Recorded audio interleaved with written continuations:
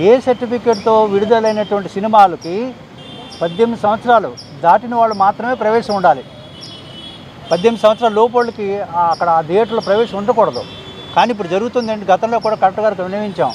ఏ certificate వచ్చినటువంటి సినిమాలు ఏవైతే ఉన్నాయో ఆ థియేటర్ ఎంట్రన్స్లో ఏ సర్టిఫికేట్ సినిమా అని బోర్డు పెట్టాలి.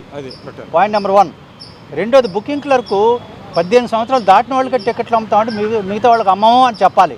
అది ఇక్కడ విశాఖపట్నంలో కాదు, ఆంధ్రప్రదేశ్లో జరగటల్లా. దీనికి సినిమాటోగ్రఫీ మినిస్టర్ గారికి, జిల్లా కలెక్టర్ గారు కూడా గతంలో విన్నవించడం జరిగింది.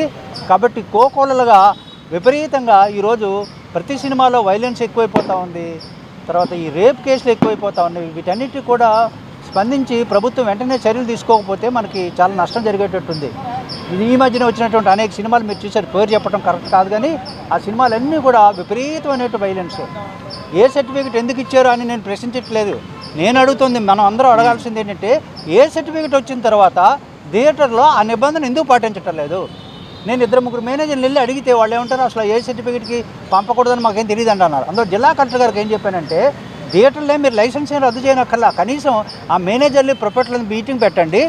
సినిమాటోగ్రఫీ యాక్ట్ ఏం చెప్తుంది, మనం ఏం చేయాలి, థియేటర్ మేనేజ్మెంట్ ఏం చేయాలి, కనీసం ఆ అవగాహన కలిగించడానికి మీరు చర్యలు తీసుకోవాలని కోరాం.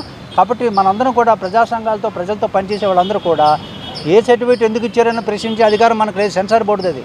కానీ ఇచ్చిన తర్వాత అందరూ నిబంధనలు పాటించాలని చెప్పి మనం అందరూ కోరాలి.